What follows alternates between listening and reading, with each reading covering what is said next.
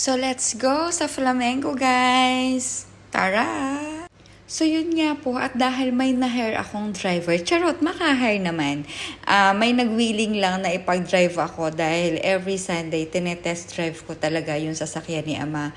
As I have told you last week dun sa gala ko na sabi ko may na-hire ako. Well, actually, buti na nga lang available siya every Sunday. So at least kahit papano, may nagda-drive nung sasakyan ni Emma. So nakakagala ako sa malalayong lugar.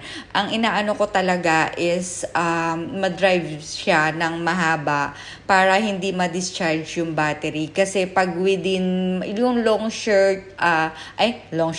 yung short drive lang, parang kasi nagawa ko last week, nag-short drive lang ako within dun sa area. Unfortunately, nung pag 4 days, parang hindi na agad siya mag-start. So, na-discharge siya.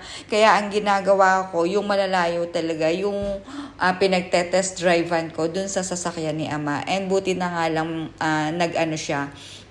pumayag siya na ipagda-drive ako ng every Sunday. So, ayun, every Sunday, passenger seat ang lola nyo.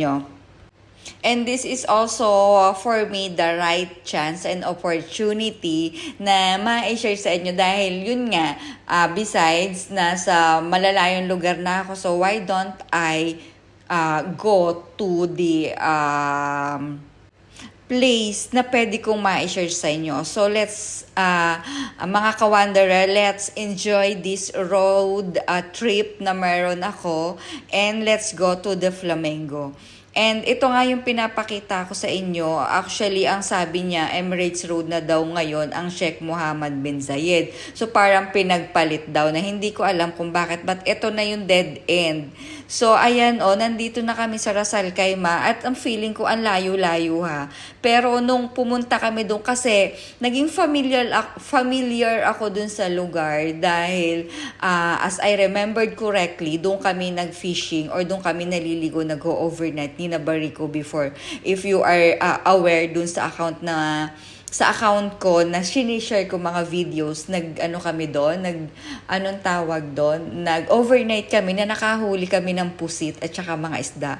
So that place is actually there because yung trademark ko dun is yung ADNOC na nag-stop kami nung parang, kailan ba yun? Basta holiday noon na pumunta kami dyan.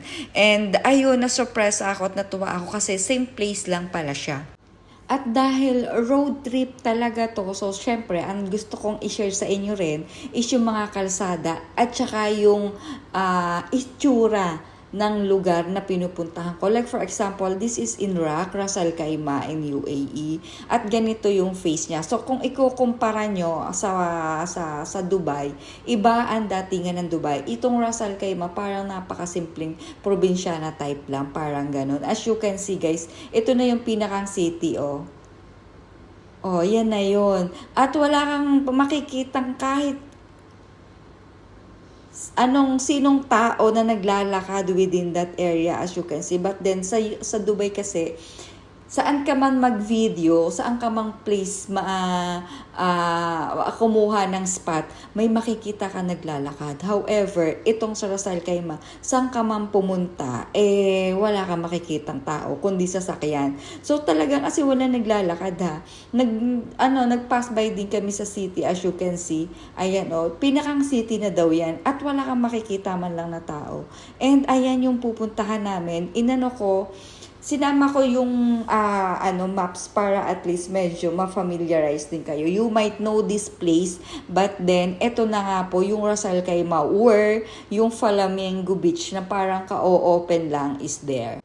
At dahil it's actually afternoon, so ay bongga, ang init talaga, grabe, sobra. But then yun nga, dahil gusto ko lang naman talagang ma-share sa inyo kung ano ang look like ng Flamengo Beach para at least ma-reference kayo kung gusto nyo rin bisitahin and puntahan. So ayun, here it is, pa-U-turn na kami. At ito nga yung runabout na familiar ako na sinasabi ko, kaya naging familiar ako dahil nag-stop over kami dyan ni Barico, then sina Ate Unay, bumili ng tea dun sa may Adnoc. Kasi parang somehow, bibili kami ng water, tapos nakita namin yung gasoline station. Kaya much familiar ako dyan Ayan yung pinuntahan nila at yan yung binilhan nila ng tea. Then, dun sa may bandaron, yung papa roundabout, dun ako nag-stop. Kaya very much familiar ako. So, from there, eto na, ilang meters na lang, which is Flamengo na.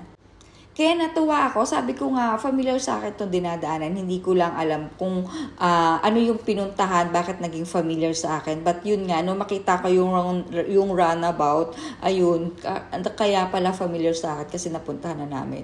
And heto na nga siya guys, so unti-untiin ko sa inyo. And tingnan nyo naman, sana pala dyan ako nagpa-picture, no? Ay naku, sayang, but anyhow, dahil may picture na naman na ako at may remembrance na ako sa Flamengo Beach na yan, let me share with you guys ang kagandahan ng beach na ito. Kung beach lover ka, mai-enjoy mo to kasi ang lapat ng tubig sa seashore, alam mo yon, isang takbo mo lang, nandun ka na kaagad.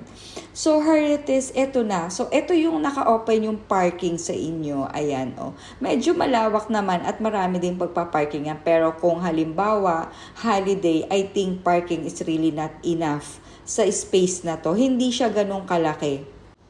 Very small space lang siya, pero napaka-safe naman. As you can see guys, meron din diyang mga mini restaurant na mapagkakapihan mo kung gusto mo o mapagsashawarmahan mo, makakainan mo. So you don't have to bother yourself na magdala ng pagkain, but it's up to you kung gusto mong magdala kasi hindi ka naman magugutom. As you can see guys, kaya siya tinawag na Flamengo kasi in front of that beach is Flamengo. Then may life garden, as you can see guys.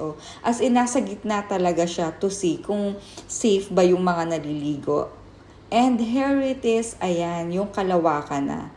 And ayan, meron silang mall, diba? So kung somehow nauuhaw ka o gusto mo munang magpalamig o merong mall dito, mini mall, hindi po masasabing mall siya, but may matindahan, may buildings dyan na pwede mong pagbilhan ng water. So hindi ka talaga magugutom. At dahil nga nakuhanan ko na yung buong kabuuan ng beach, and ayan, nag-video ako ng so yung driver ko kasi, ino-okoray ko dyan, ayaw yung sumama dun sa camera. Ayun, nakuhanan siya, but then ini-edit ko na lang, kaya tawang-tawa ako.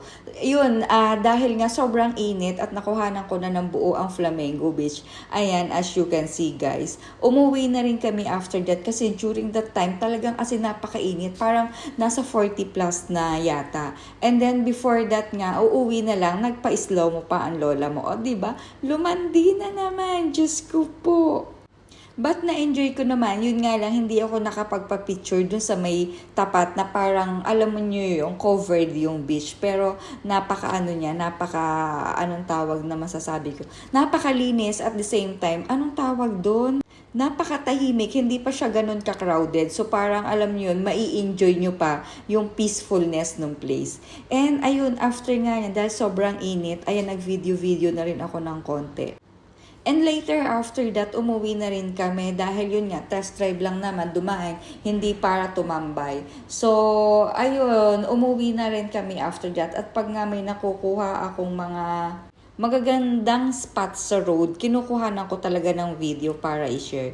So, hanggang dito na lang po muna. I hope you enjoy this video and I hope you also can visit the Flamengo Beach kasi maganda naman talaga. If I were having a chance na makabalik doon, babalik talaga ako. Hindi na parang pasyal, pero para maligo na rin. Kasi as in, nakakaengganyo talagang maligo. Unfortunately, ang talagang goal ko lang is makita siya at ma-share ko sa inyo. So, I hope you enjoy this video, guys. Maraming pong salamat and enjoy. Bye!